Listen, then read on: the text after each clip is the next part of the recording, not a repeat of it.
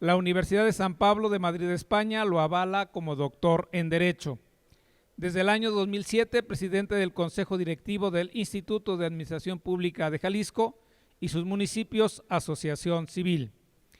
Maestro huésped en la Universidad Simón Bolívar en Caracas, Venezuela, en la Universidad de La Plata, Argentina, Universidad de San Pablo, Madrid, España, y en la Universidad Nacional Autónoma de México.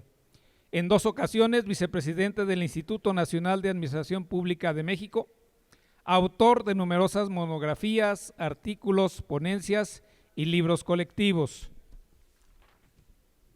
Galardonado como segundo lugar por la Junta de Conciliación y Arbitraje con el Trabajo, el Empleo Municipal en el Derecho Laboral.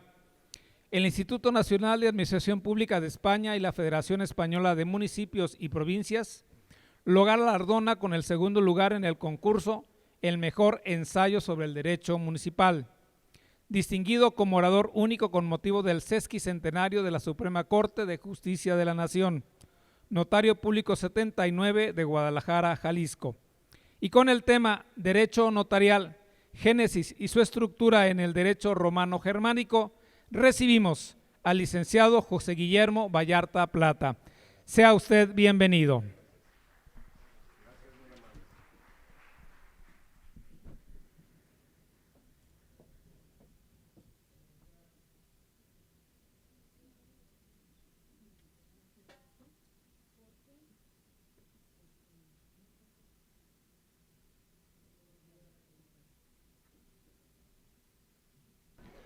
Con el gusto de estar aquí una vez más compartiendo inquietudes y experiencias con quienes muy pronto tendrán la responsabilidad de ejercer una de las profesiones más hermosas que existen, que es la de abogado.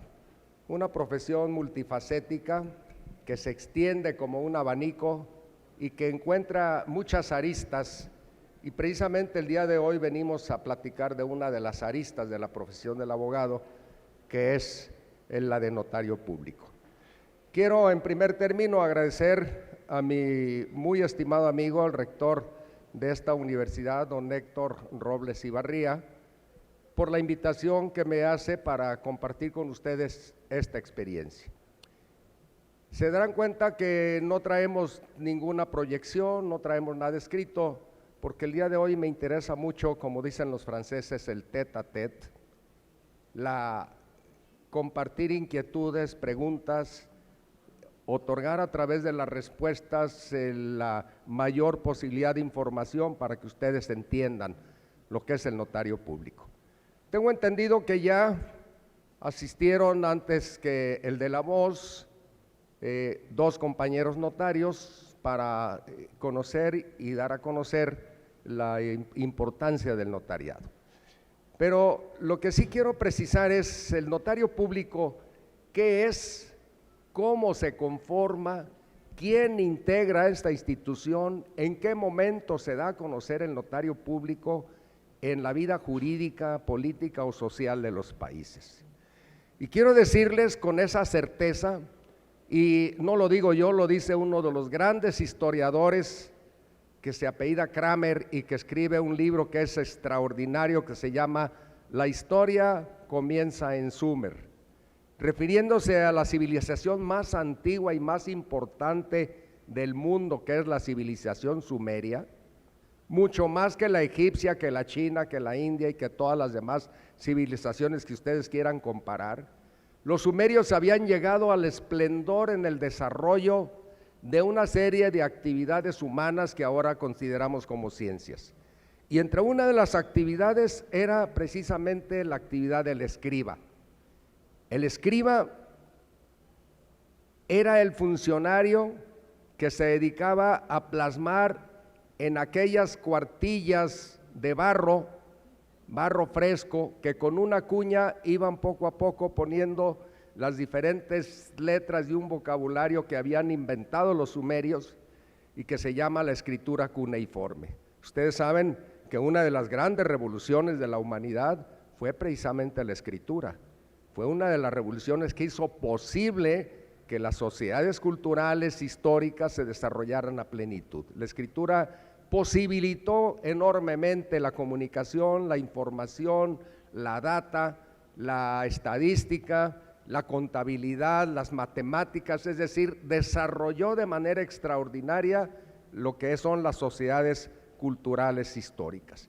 Pues bien, los sumerios, ya una vez que supieron que a través de esa información podían crear, desarrollar estadísticas, información, matemáticas, etcétera, crearon una escuela de escribas en donde se les daba a conocer la forma en que podían ellos a la vez transmitir ese idioma cuneiforme que habían aprendido.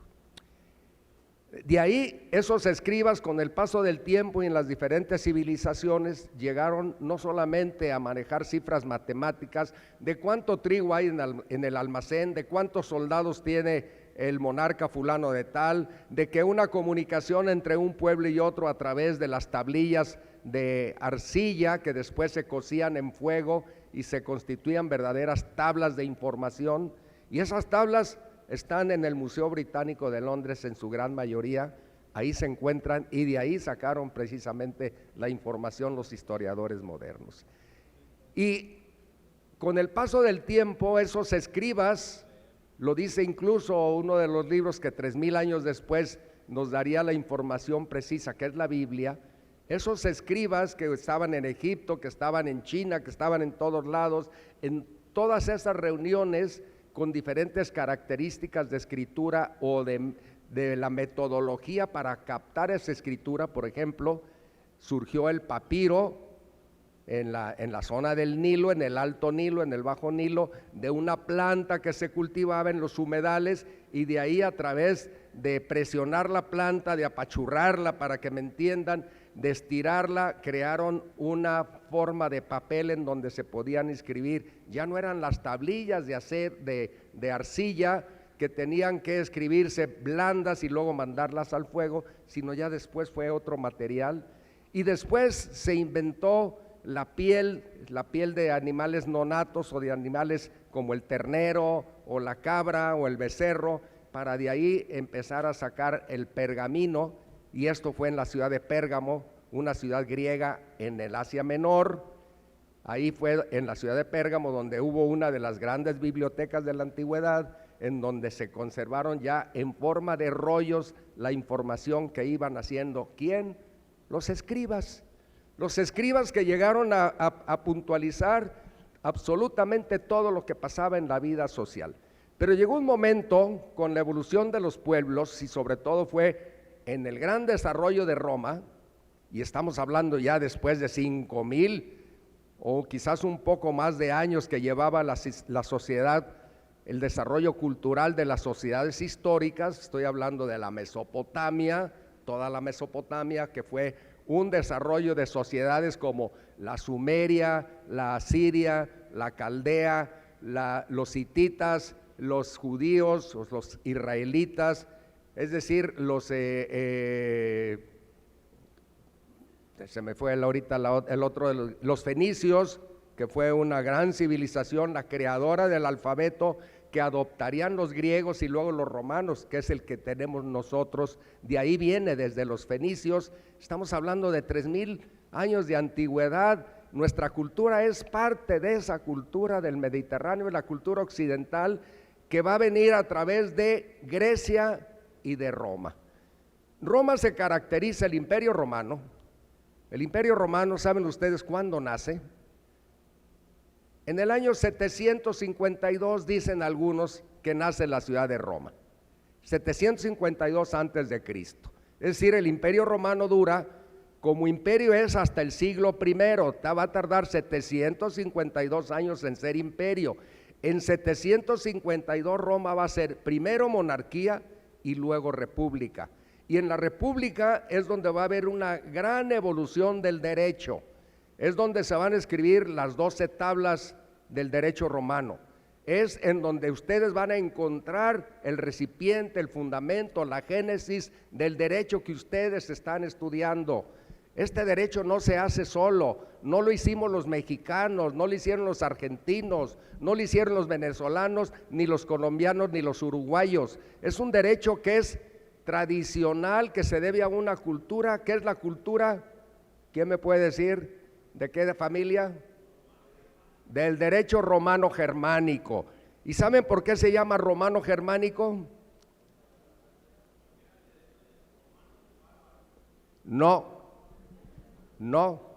le voy a despejar la incógnita. El derecho romano es precisamente el derecho clásico, es el derecho que nace con la ley de las 12 tablas, con los grandes legisladores, los grandes doctrinistas romanos que crean ese derecho. Llega la época del imperio en el siglo I, cuando los romanos logran dominar las Galias y entonces se amplía el territorio hacia el oriente y hacia el occidente. Ya habían logrado dominar toda el Asia Menor y ya habían logrado dominar la parte del occidente hasta el límite de los ríos, el río el Danubio, precisamente, que era la zona de la Germania en donde habían logrado dominar. Pero no por eso se le llama germánico. Los bárbaros efectivamente invaden Roma, pero ellos son los que hacen posible la caída de Roma. No, es que el derecho romano que nosotros estudiamos, curiosamente, es un derecho romano inventado. ¿Quién lo inventó? Dirán ustedes. Pues si es la tradición de toda la Roma de todos los siglos. ¿Quién inventó el derecho romano? ¿Saben quién lo inventó? El último emperador latino, que quiso juntar otra vez las dos Romas, la Roma de Constantinopla, la Roma de Bizancio, con la Roma romana, con Roma ciudad, y la Roma del Imperio de Oriente, que estaba su sede en Constantinopla, antes Bizancio. Bueno, pues ese emperador se llamó Justiniano, y Justiniano mandó a uno de sus grandes jurisconsultos, que se llamó Triboniano, a hacer una compilación de leyes, doctrina y jurisprudencia de Roma de todos los tiempos, desde la época clásica de la República hasta las últimas constituciones imperiales, incluyendo las propias de Justiniano. Estoy hablando de que Justiniano vivió en los años 500 y fracción, quiere decir que estamos hablando del siglo VI después de Cristo. Estamos hablando de 1200 años de historia de Roma, y él hace una gran compilación que el mundo conoce, esa compilación con el nombre de el Código de Justiniano. Justiniano manda publicar su código y manda que se aplique o que se tome como referencia en los territorios que él había conquistado, que era toda la Roma, el antiguo imperio romano y la zona de Oriente. Bueno, sí estudiaron derecho romano ustedes, ¿no? A ver, levanten la mano los que no han estudiado derecho romano. Todos estudiaron derecho romano, entonces todos deben de estarme siguiendo perfectamente, porque saben que esta es la importancia del derecho romano. Bueno, y fíjense qué tan importante es el derecho romano. Todas las universidades europeas en el siglo XI se redescubre el Código de Justiniano. El código no tiene aplicación de vigencia, porque Justiniano, durante 35 años que duró como emperador, no logra crear, dicen que una golondrina no hace nido. Se necesitan muchas las golondrinas para hacer precisamente eso. Justiniano no pudo, porque no le alcanzó el tiempo para que su derecho fuera suficiente para calar, para, como dicen los buenos vinos, para sedentarizarse y para crear una buena cava. No lo pudo hacer el Código de Justiniano, y entonces quedó como un referente. El código quedó, existió, sí, se aplicó durante 35 años, pero no pasó. Cuando muere Justiniano se vuelven a separar las dos Romas, la de Oriente se hace griega, la de Occidente es invadida por los pueblos bárbaros, como dijo su compañero. Siguió la barbarie, Italia se desmenuza totalmente Italia, y obviamente pues el derecho romano se pierde. Fíjense, a ver, cierren los ojos. ¿Por qué creen que los italianos no hablan latín? Si ahí estaba el derecho romano, en el año 752 antes de Cristo, y cae hasta el siglo VI, 1200 años. ¿Por qué no hablan latín los italianos? Hablan italiano. pero no hablan latín. ¿Qué es el italiano? Es un idioma romance como el español, ¿cierto o no? Que tiene su influencia en el latín, pero no es latín como el castellano o el español que hablamos nosotros, no es latín. Son dialectos con influencia romance, que es el latín. Como es el inglés, también es un idioma romance como el nuestro. Tiene más del 50% de origen latino en sus vocablos, en sus acepciones. Como es el rumano, como es el portugués, como es el catalán, como es cualquier otro idioma, el francés, etcétera, son idiomas romances. Pero a ver, ¿quién me puede decir por qué no hablan latín los italianos? Si ahí estaba la cuna de... Los griegos sí hablan griego, ¿no? Se desmoronó totalmente las ciudades griegas antiguas, pero los griegos siguieron hablando griego. ¿Por qué los italianos no hablan latín, señores? ¿Alguien se ha preguntado? Bueno, vamos a despejar la incógnita para seguir con el derecho, porque es parte de lo mismo. No hablan latín porque cuando llegaron los pueblos bárbaros invadieron toda la zona de Italia. En la parte del norte, pueblos germanos enteros se adueñaron de toda la parte del norte y en forma perpendicular de las zonas más ricas de Italia.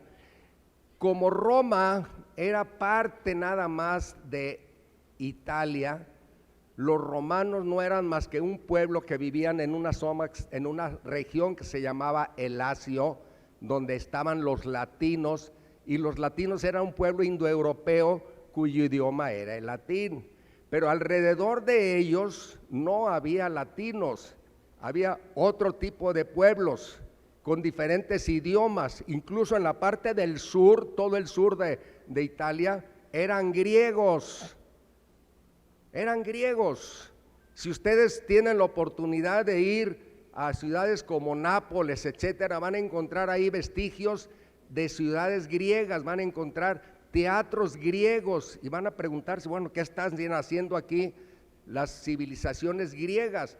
¿Por qué esos pueblos llegaron mucho antes que Italia se desarrollara, que los latinos se desarrollaran, que fundaran Roma? Ya estaban los griegos ahí cimentados mediante un fenómeno que se llamaban las oikos, es decir, la expulsión de la civilización griega hacia la zona de Asia, toda la zona de Asia, ciudades como Éfeso, Pérgamo, que están en el Mediterráneo, en el Asia, en la península de Anatolia, lo que hoy es Turquía, son ciudades griegas. El Mar Negro que está arriba, alrededor hay ciudades griegas.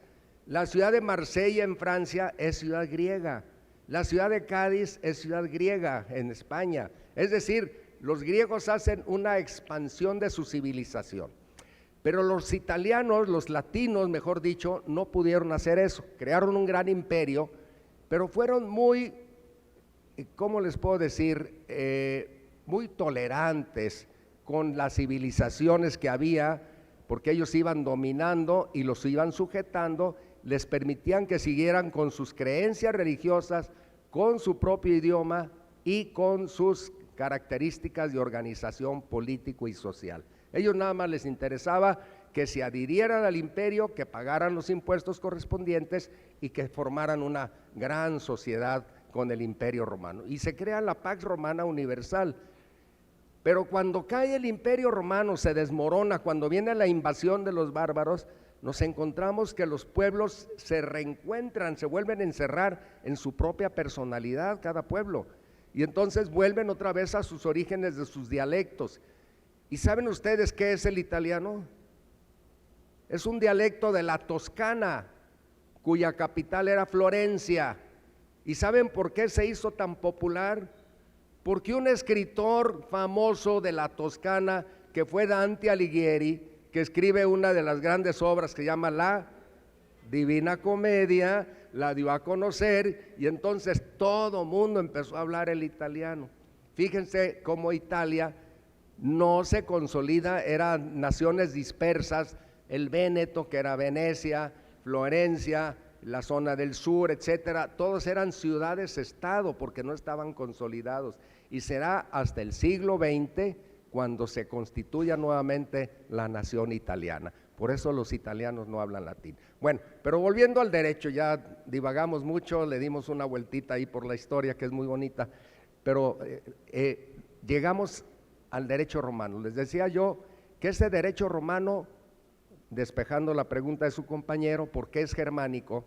Porque quien encuentra ese libro del Código de Justiniano es un filólogo, es un monje benedictino que se llamó Irnerio.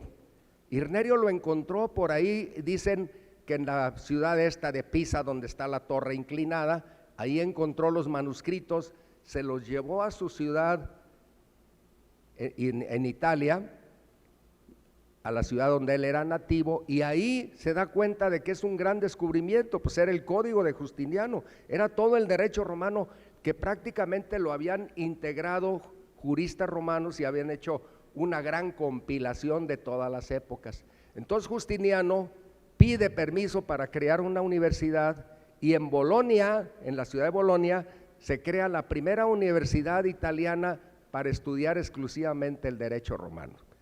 Dice uno de los grandes juristas mexicanos, que es Rolando Tamayo y Salmorán, los que les guste leer, búsquenlo, tiene un libro que se llama La Universidad Epopeya Universal, de Rolando Tamayo. Me tocó conocer a Rolando, platicar con él y comentar estos temas, y él dice que llegó a ser tan importante la Universidad de Bolonia que en su época más álgida, de más culminación académica, había más de 13,000 estudiantes estudiando derecho de todos los países europeos. Por eso es que la familia del derecho románico en el continente europeo se integró como una unidad, porque todos estudiaban lo mismo. ¿Y en base en qué estudiaban? ¿En qué libros estudiaban esos estudiantes del siglo XI, del siglo XII y del siglo XIII? ¿En cuál libro? En el Código de Justiniano, exactamente. 100 años después, los maestros ya habían hecho anotaciones en los códigos que ya lo habían copiado, y entonces estos hicieron sus anotaciones en torno, por ejemplo, al matrimonio, al divorcio, a la patria potestad, a los contratos de compraventa, al derecho convencional, es decir, hacían anotaciones, y entonces se empezó a crear una escuela que se llamó la glosa. Primero los comentaristas, porque ellos comentaban, y 100 años después los glosadores, los que ya hacían su propia aportación a esas instituciones romanas de la antigüedad. Fíjense bien, los estudiantes no estudiaban una época, estudiaban una compilación. Bueno, así fue durante 500 años en Europa. Todos los países europeos y todos los estudiantes como ustedes de cualquier parte de Europa estudiaban lo mismo. Por eso nuestra estructura jurídica es la misma. España no está exenta de esta situación. Todos teníamos la misma fuente, abrevábamos de la misma fuente del conocimiento. Pero ya en el siglo XIX, con uno de los grandes maestros alemanes que se llamó Savigny y luego Jelinek, estos dos crearon una escuela que se llama la escuela historicista. Y esta escuela muy rígida dijo, a ver, nosotros no creemos en el Código de Justiniano porque mucha gente le metió la mano y además trata de épocas muy diferentes, como que desde las 12 tablas nos vamos a las últimas constituciones imperiales del último emperador en el siglo XVI, no hay congruencia. Y entonces empezaron a meterse al estricto sentido de la investigación histórica, metodológica, sistemática, etcétera, y sacaron las instituciones tal como eran en las diferentes épocas del derecho romano. Y así fue como las conocemos nosotros, gracias a la escuela de historicista de los alemanes. Por eso, en atención a ellos, el derecho romano tiene el nombre ahora sí de derecho romano germánico, porque fueron los alemanes los que le dieron la consistencia, la fortaleza científica al derecho romano. Bueno, ese es el derecho que nosotros estudiamos. Y ya los romanos hablaban de la figura del notario público. El notario público ya era un funcionario público que tenía la función de dar fe de los actos que se celebraban entre las partes. Pero el notario público actual entonces es una institución histórica, cultural, milenaria, que es parte del desarrollo de la humanidad, pero que su función después del derecho romano tiene una característica que va a ser importantísima de nuestra familia de derecho. Ustedes saben que hay varias familias de derecho en el mundo, ¿no? Me imagino que les habrán comentado sus profesores. ¿Cuántas familias de derecho hay? ¿Cuántas familias conocen? Aparte de la nuestra, la familia del derecho románico. ¿Cuál? El derecho común, el common law, efectivamente. Inglaterra desarrolla un derecho diferente al derecho romano por razones históricas. Ese derecho, esa familia se le conoce con el nombre de la familia del common law. Common law no es un vocablo inglés, es un vocablo normando, que quiere decir común el hay. Y es un derecho sui generis muy diferente al derecho romano, muy diferente al derecho romano. Y la familia de Inglaterra, lo que es Inglaterra con todos sus aliados, ellos adoptaron la familia del common law. Es la segunda familia más importante en el mundo. La tercera familia es la familia de los derechos socialistas. Y la cuarta familia es la familia de los derechos religiosos, como puede ser el Islam.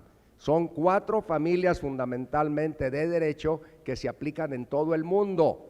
Pues bien, nosotros tenemos una de las familias más numerosas y más importantes desde el punto de vista de países y de millones de habitantes que adoptamos este sistema jurídico. ¿Por qué es importante saber eso? Porque el mundo, con la globalización, dejó a un lado las familias jurídicas y se integraron en un sistema que se llama, que no es novedoso, pero sí es por su aplicación, que se llama el derecho convencional. Y en el derecho convencional, que se aplica en tratados internacionales y en derechos comerciales, por ejemplo el arbitraje, ahí no hay familias jurídicas, ahí no intervienen los tribunales judiciales para resolver los conflictos. Ahí se aplica una institución que es novedosa y que es de derecho internacional, adoptada por todos los países, que es el arbitraje internacional. Y en el arbitraje internacional no intervienen tribunales judiciales o jurisdiccionales de ningún país. Si un comerciante turco le compra a un comerciante noruego una maquinaria, establecen en el contrato que se someterán a las reglas del arbitraje internacional y escogen de antemano con una cláusula, conocerá la Cámara de Comercio de París y se aplicarán las leyes del UNIDROIT. Dirán ustedes, ¿de qué nos está hablando el licenciado Vallarta? Se me hace que ya se le fue la onda. No, le estoy hablando de modernidad, y si ustedes son jóvenes y van a practicar el derecho, pues tienen que saber esto. ¿Qué es la modernidad? En primer lugar, ¿quién está convalidando estos tratados? Pues una comisión de las Naciones Unidas, de la Organización de las Naciones Unidas, que es la Comisión para el Derecho Comercial de los países de las Naciones Unidas. Y entonces se firma un convenio, México firma un convenio aceptando la normativa de esta comisión y entramos junto con tantos países en el mundo o más de los que forman la Organización de las Naciones Unidas. ¿Qué quiere decir esto?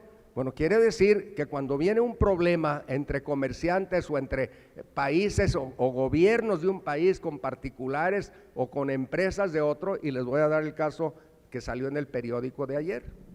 El presidente López Obrador le expropia los terrenos de 150 o quién sabe cuántas hectáreas a una empresa de carácter no paraestatal, sino paranacional, que es una empresa transnacional que produce productos alimenticios, y le dice estos terrenos que los tenían desarrollados cultivando productos orgánicos para crear alimentos, y le dice estos terrenos en la época del general Lázaro Cárdenas o posiblemente anterior fue una dotación de un ejido y por lo tanto te los quito.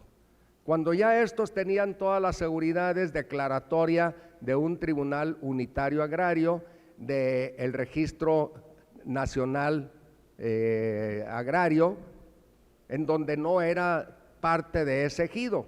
Sin embargo, el gobierno federal se lo expropia.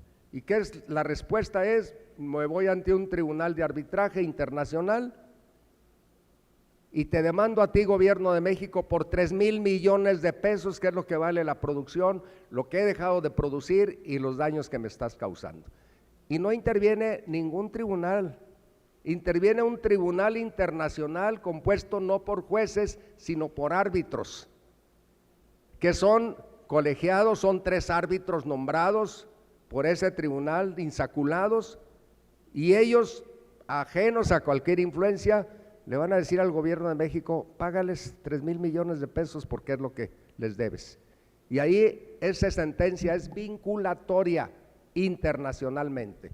Si no la paga, se ordena el tribunal que se le embarguen los bienes al gobierno de México en donde los tenga, y en los bancos internacionales le va a llegar la orden de embargo por 3,000 millones de pesos para pagar, porque ahí no se juega con los derechos que tienen adquiridas las partes.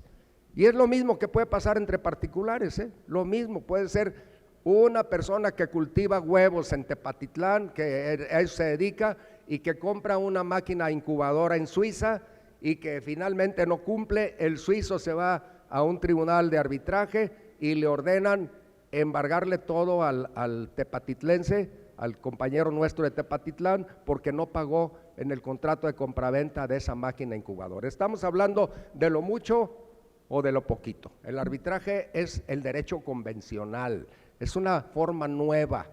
Las leyes que se crean no las crea ningún poder legislativo. Las leyes, por ejemplo, el UNIDROIT que les decía yo, es un instituto privado con sede en Roma, con gentes juristas de varias escuelas, de varias familias jurídicas que crean esas leyes comerciales. O bien, esa comisión internacional en la Organización de las Naciones Unidas crea un código en donde se establece todo lo que les estoy hablando.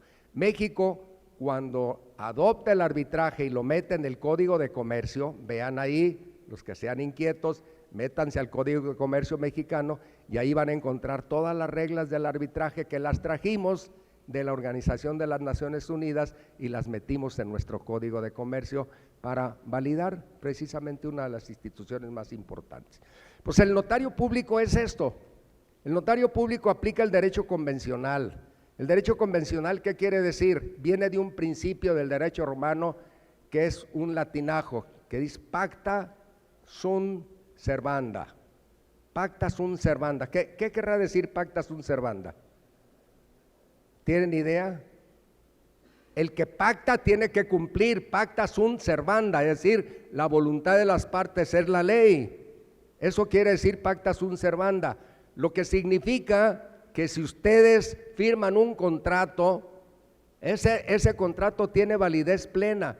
Bueno, pues el notario, fíjense qué importante es, aparte de tener fe pública, ustedes quieren que algo tenga fe pública, van con un notario público y le dicen: oiga, señor notario, me interesa que venga usted a mi casa porque están construyendo un edificio a un lado y la casa se está rajando, la casa se está cuarteando y necesito que levante un acta y dé fe pública para yo presentarle una demanda a la constructora Jalisco SADCB que me está construyendo un edificio porque me está causando daños y perjuicios. Y el notario va, da fe, levanta un acta circunstanciada, la pasa al protocolo y se las entrega a ustedes en primer testimonio, en donde ustedes tienen una fe plena, es una prueba pública plena para ir ante el juez y decirle: señor juez, te presento esta prueba de que Constructora Jalisciense SADCB está construyendo este edificio en la calle de Galeana número 27, a un lado está mi casa, yo estoy en el 29 y mira lo que me está haciendo a mi casa y te pido que lo condenes por daños y perjuicios o le pares la obra inmediatamente, interpongo un incidente de obra nueva o de obra peligrosa, le paro la obra hasta que me garantice que no me va a causar daños en mi propiedad. El que hizo el notario con su fe pública les otorga una prueba documental pública que tiene plenitud, no es una no es un documento privado, no es una prueba privada, es una prueba pública plena. El notario público tiene también la posibilidad de gestionar, como en los convenios que hacen ante un juzgado. Vamos a ver, y puede crear el derecho, el notario es creador del derecho, basado en el derecho convencional. La misma pareja que estoy refiriéndome ahorita de compañeros, van los dos conmigo, que soy notario público, y me dicen, oiga, fíjese que vamos a celebrar un contrato. No es compraventa, no es donación. Yo le estoy diciendo a la señorita que le quiero traspasar mi casa, pero que precisamente quiero que pasen 5 años en donde yo pueda vivir tranquilamente, y se la voy a dar a un precio barato, y a partir del 5.º año, del 6.º año, yo se la voy a entregar. Le voy a entregar el usufructo más no el dominio, porque ella me va a pagar a 10 años. Fíjense qué curioso, es un contrato raro, se llaman contratos, cuando no están en la ley, ¿cómo se llaman esos contratos? Innominados. Se llaman contratos innominados porque no aparecen. Ustedes lo buscan en los antecedentes a ver qué contrato es este tan raro. No, bueno, sin embargo, pacta sunt servanda, les dije, la voluntad de ellos es ley. Lo que ellos quieran hacer, yo lo voy a consignar en mi documento, en mi protocolo, y les voy a dar una copia. Y luego dicen, de acuerdo con el Código Civil y de Procedimientos Civiles de Jalisco, queremos que este contrato raro que vamos a celebrar sea un convenio transacción notarial. ¿Qué quiere decir eso? ¿Quién litiga ya? ¿Quién litiga de ustedes? Usted sabe lo que es un convenio ya. Si usted va ante el juez y celebra un convenio en un juicio, ese convenio, ¿qué carácter tiene? Se eleva a categoría de sentencia y tiene carácter de cosa juzgada. Quiere decir entonces que ustedes, si celebran ese contrato, transacción de ese contrato raro que celebran entre los dos por la compra de una casa a tiempo determinado, pero a tiempo determinado no le va a entregar más que el usufructo, más no el dominio pleno, porque usted se la va a terminar de comprar en 10 años. Eso ya es una sentencia. Hagan de cuenta que fueron con el juez y el juez sentenció. ¿Y qué quiere decir esto? Que si su compañero no le cumple cualquiera de las dos etapas, la primera o la segunda, va ante el juzgado, lo demanda por el cumplimiento y ya no lo llaman a juicio. Ese documento ya es una sentencia plena. Esto es lo que hace el notario público.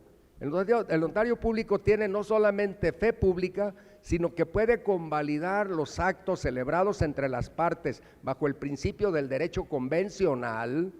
Por eso me fui a la historia del derecho convencional, para que entiendan ustedes. El derecho convencional, la Constitución mexicana, los legisladores mexicanos consideraron que era parte ya de la fuente del derecho. Y el derecho convencional implica ya la obligación que los juzgadores apliquen no solamente la Constitución, las leyes federales, las leyes locales, sino los tratados internacionales, que son las convenciones que firmó México ante todos los países del mundo y que se apliquen al caso concreto. Ya obliga la convencionalidad, se llama el control de la convencionalidad. A los que les gusta estudiar mucho, pues bueno, va a ser otro aspecto muy interesante conocer el control de la convencionalidad en el derecho mexicano.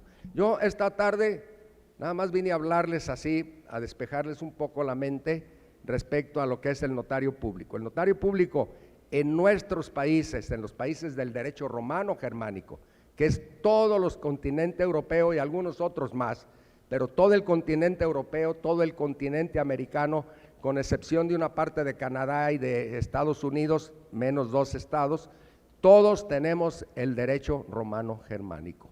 Así de que somos muchos millones de personas, muchos países en el mundo que tenemos este sistema jurídico. Y en este sistema jurídico prevalece una institución hermosa que se llama el notariado. El notariado latino, que así se le ha llamado, el notariado del derecho romano germánico. En nuestro caso es el notariado mexicano. Y el notario público como característica no es un funcionario público. Nosotros somos una persona que es un profesional del derecho. Para ser notario público se requiere una preparación especial. se requiere entrar a competir haciendo los exámenes correspondientes, se requiere un término de conocimiento y de ejercicio del derecho, se requiere un término mínimo de 2 años en el ejercicio de la actividad notarial en cualquier notaría, y una vez que satisfacen ustedes esos requisitos, solicitan que se les haga un examen de derecho. Tiene que tener estudios equivalentes a la maestría para poder aspirar a que les hagan el examen de notario público. Así de que no es una situación gratuita, cada día se endurece más con aspectos de fortalecimiento de la institución del notario, y el notario se sobreentiende que es una institución de mucha fortaleza jurídica para los particulares por la precisión de que es una persona que no solamente da fe pública, sino que puede ser creadora del derecho. Así como les dije de esa figura sui generis del contrato que se plasma en una escritura que es el protocolo del notario, de ahí puede surgir para que otros notarios o otras personas puedan seguir aplicando esa figura. Hay una figura, por ejemplo, novedosa en Europa, que no la tenemos aquí, me acabo de enterar de ella, en donde las personas de tercera edad que tienen su patrimonio solicitan una hipoteca al revés en los bancos. A ver, ¿cómo que una hipoteca al revés? Sí, solicitan dinero y ponen su propiedad como garantía de ese mutuo, el contrato se llama mutuo, con garantía hipotecaria, pero no van a recibir una cantidad de dinero como cuando lo pidieron para construir su casa. No, piden una cantidad mensual de acuerdo con sus intereses o sus necesidades o sus gastos, y dicen: si yo vivo con 1,000 euros al mes, mi pareja y yo, mi esposa y yo, y nada más recibimos 500 euros de pensión, pues le voy a pedir una hipoteca al banco que me dé 1,000 euros a cargo de mi casa. Hacen la solicitud de hipoteca al revés y el banco les va a dar 1,000 euros cada mes para que viva esa pareja desahogadamente con 1,500 euros que van a recibir, y esos 1,000 euros se van cargando de deuda a su casa, que cuando fallezca esta pareja van a llamar a quienes tienen derecho a los bienes a través de la herencia, juicio sucesorio, testamentario o intestamentario, y le van a decir: a ver, mis niños, aquí sus papás hicieron una hipoteca y nos deben 150,000 euros de su casa que vale 1,000,000 de euros. ¿Me los pagan o la rematamos y me cobro mis 150,000 euros? Esa institución no la tenemos en México, pero se puede hacer a través de un notario público. El notario público puede perfectamente, si encuentra el que le va a dar el dinero y el que lo va a recibir y hay la voluntad de las partes, el notario público lo consigna en un instrumento público, hace convenio transacción junto con ese instrumento y queda como sentencia ejecutoriada. Así es de que el notario además es creador del derecho, le da la fortaleza. Así como en el common law, quienes hacen el derecho, ahí los legisladores no hacen la ley. El poder legislativo por excepción hace una ley, pero por regla general quien hace el derecho en el common law son los jueces. Los jueces a la hora de dictar sentencia, y entonces las sentencias más importantes se juntan cada año en un anuario y ahí se van creando los precedentes. Esto es parte de la teoría de lo que la Suprema Corte de Justicia lleva a cabo a través de la jurisprudencia, que son las tesis. La acción de la Suprema Corte de Justicia está muy cimentada en el derecho del precedente inglés, es decir, las cortes, la Suprema Corte de Justicia. ¿Por qué la rabia de López Obrador contra la Suprema Corte de Justicia? Porque la Suprema Corte es el único poder que puede controlar la constitucionalidad de actos y leyes de cualquier autoridad federal, estatal o municipal. Si alguien cualquiera de estas 3 órdenes de gobierno se lanzan en contra de la Constitución, a través de la Suprema Corte de Justicia en sus diversas instancias, controversias o amparos, puede la Corte señalar si hay el quebranto a la constitucionalidad. Por eso López Obrador quiere controlar la Suprema Corte, porque ya sojuzgó al Poder Legislativo. Los diputados y los senadores federales de este país son los limpiabotas de López Obrador, le quitó la dignidad al Poder Legislativo, son lacayos del presidente de la República. No caímos en el exceso del presidencialismo, caímos ya prácticamente en una dictadura, y el único poder que está equilibrando ahorita es el Poder Judicial, que es la Suprema Corte de Justicia de la Nación, gracias a su poder de control de la constitucionalidad. Hasta aquí me quedo, espero preguntas, que esto es lo más rico de la plática. Si hay alguna pregunta relacionada con mi exposición, con mucho gusto, y ojalá y esta plática totalmente informal les haya servido para darse cuenta de la función trascendental del notario público en nuestras instituciones y en nuestro país. Muchas gracias. Muchas gracias, licenciado, y el aplauso desde luego para usted, y les comunicamos, como lo hemos hecho en las anteriores ponencias, en el pasillo central se encuentra el micrófono para que hagan alguna interrogante al distinguido ponente.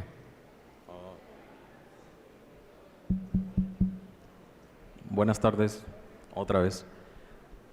La pregunta es con relación a los convenios transacción. Sobre su intervención, los notarios, las notarios de aquí del Estado, en los acuerdos comerciales o en los contratos que se conocen como joint venture, que celebran las sociedades, pues digamos, mercantiles entre ellas. ¿Cómo interviene el notario público o las notarios públicos del Estado con referencia a los convenios de transacción cuando nosotros, en los corporativos, elaboramos contratos con cláusulas de arbitraje? ¿Nos pudiera dar alguna opinión de eso, maestro, por favor? Sí, claro. El arbitraje es muy sencillo, el arbitraje está desprovisto de fórmulas, no es tan estricto, tan formal como es nuestro derecho, sino que el arbitraje única y exclusivamente se requiere que en cualquier contrato que se celebre entre las partes se ponga una cláusula arbitral. Y esa cláusula arbitral al final del contrato dice: nos sometemos al arbitraje en cualquiera de sus modalidades. Y ya el arbitraje, incluso hay hubo una opción muy importante del gobierno de Jalisco hace un año de reformar la ley para crear una ley de arbitraje en el estado de Jalisco. Es decir, ya está considerado, el Código de Comercio lo contempla para todo el país, el arbitraje puede aplicarse ya a casos concretos. ¿Esto qué quiere decir? Que el notario tiene capacidad incluso de ser árbitro, de ser mediador, de tener una función directa en una actividad que se llama no jurisdiccional, se le llama en vía notarial. Ustedes pueden ir a divorciarse con un notario público, pueden realizar diligencias de apeo y deslinde con un notario público, pueden celebrar un contrato en vez de ir ante el juez para hacer el convenio, lo celebran ante el notario público, y todo eso tiene efecto ya de cosa juzgada. Entonces, cada día se amplía más y el notario público es más protagonista en una vía que se llama la vía de auxilio a la jurisdicción. Nosotros somos auxiliares del derecho en la impartición de justicia también. Gracias.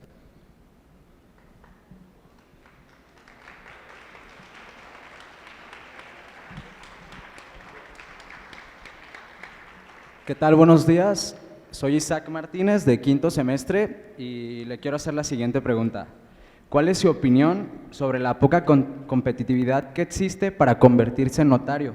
Esto es debido a que es un requisito indispensable contar con la bendición del gobernador y una inversión económica elevada. A ver, perdóname, no te escuché, se oyó la voz muy… Ok, ¿aquí ya me escucha? ¿Cuál es tu opinión respecto a qué? Bueno, sobre la poca competitividad que existe para convertirse en notario. Esto es debido a que es un requisito indispensable contar con la bendición del gobernador y una inversión económica bastante elevada. No te escuché, perdón. A ver, no, vente más para acá y dímelo en este micrófono porque está reverberando mucho.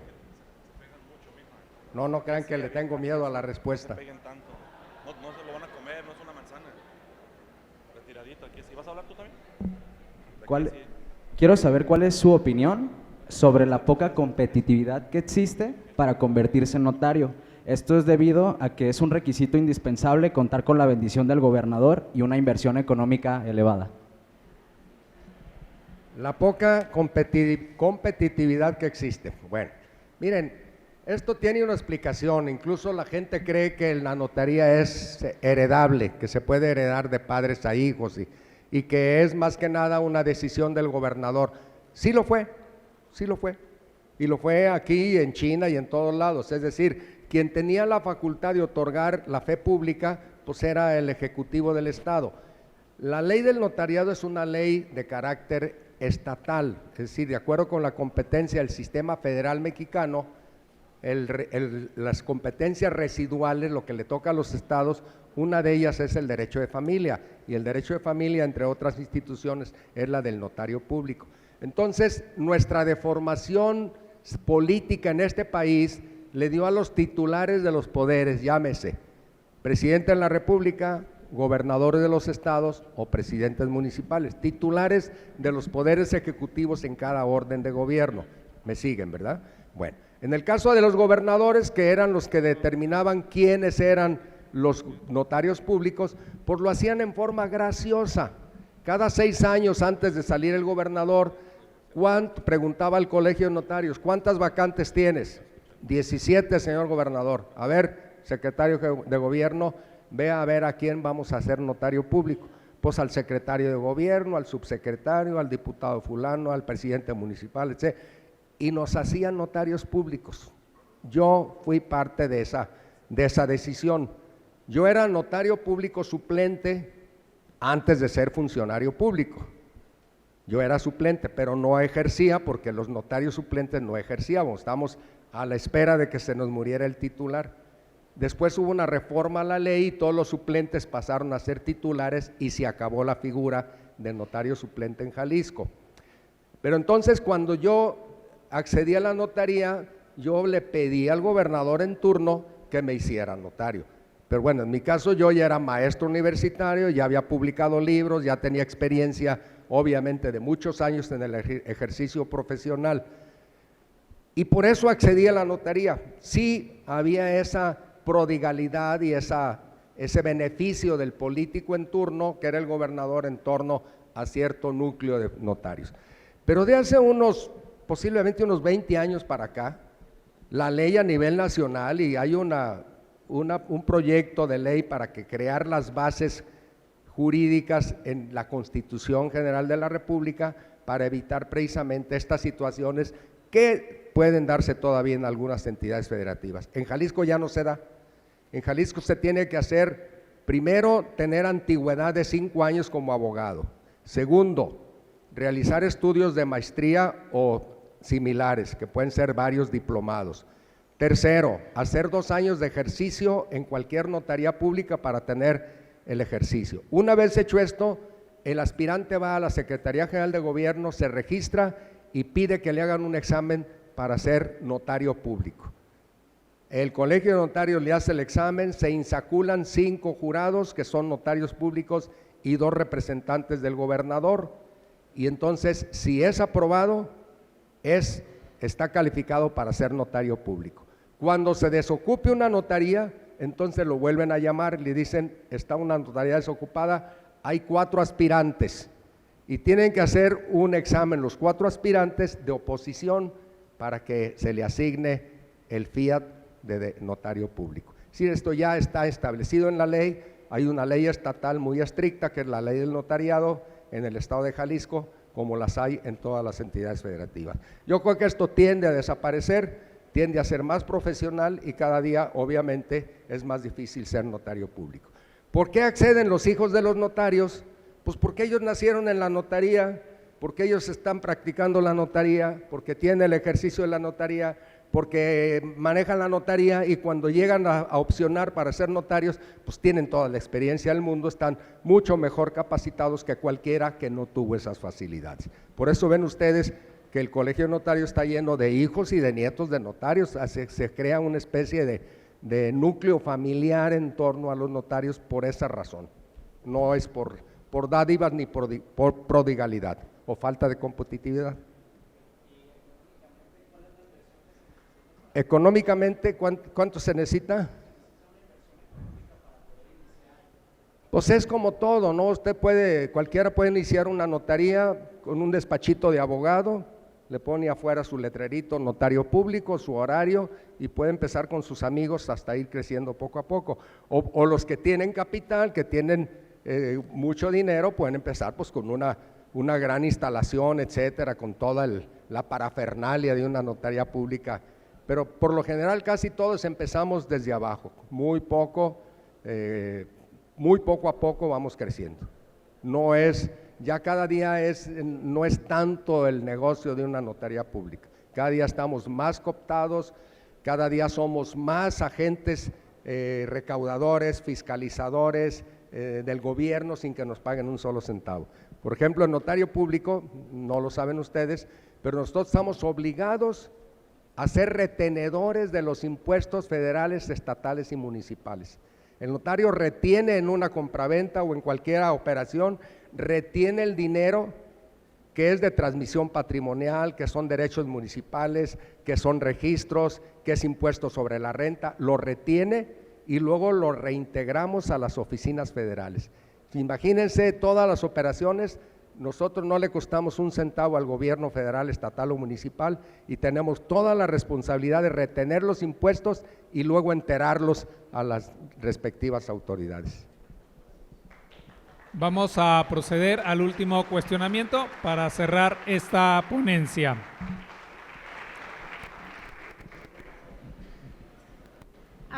Hola, muy buen día. Disculpe, con respecto al derecho convencional, lo que usted comentaba, dentro de una escritura constitutiva de una empresa, ¿se pudiera dar fe pública de una LLC? ¿A una escritura constitutiva de qué? Una constitutiva americana, por ejemplo. ¿Sobre qué? Una constitutiva americana de… ¿Cómo se llama? Liquidated, ¿qué? No me acuerdo, ¿qué? Si los notarios pueden llegar a constituir una LLC, que es una Limited Liability Company, aquí en México. Pero, ¿quiénes son los sujetos? Sería pues personas físicas que se quieren constituir como si fuera el modelo de una SDRL, pero con el modelo americano, que es una Limited Liability. Totalmente posible. ¿Sí? Ustedes partes escogen su modelo, ustedes escogen la forma de funcionar. Si esa sociedad es una sociedad que no está contemplada en la ley de sociedades mercantiles, ustedes simple y sencillamente se constituyen con la singularidad de cualquier ley, puede ser una simple sociedad anónima, pero le dan todas las características de cualquier sociedad que pueda designarse. Entonces, el notario, como es derecho convencional, les va a dar la facultad de que se integren, pero en su objetivo social le pueden dar la transformación, es decir, en la escritura pública de su constitución de sociedad, le pueden dar todas las características de su formación, de su comportamiento, de su objetivo social, etcétera. Y va a ser una sociedad anónima singular, o se escoge la sociedad más adecuada para efecto de que pueda ser registrada en este país en la secretaría correspondiente, nada más para cumplir con el requisito de ley. Gracias. Ese aplauso, esa ovación para el licenciado Guillermo Vallarta Plata.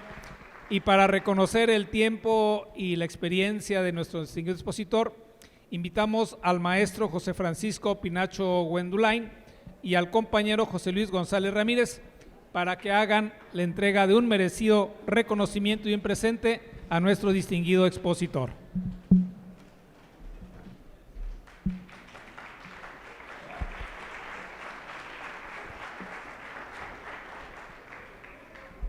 Gracias, doctor José Guillermo Vallarta Plata.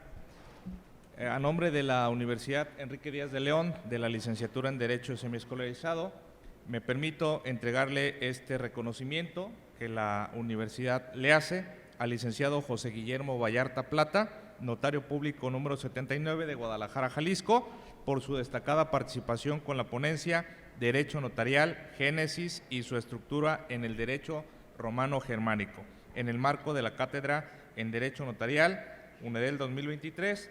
Lo firman nuestro director de la licenciatura, maestro Héctor Manuel Robles Ibarría, y nuestro coordinador de la licenciatura en Derecho Semiescolarizado, maestro Juan José Godoy Villarreal, Guadalajara, Jalisco, 27 de mayo de 2023. Enhorabuena, doctor José Guillermo Vallarta Plata, este reconocimiento es para usted.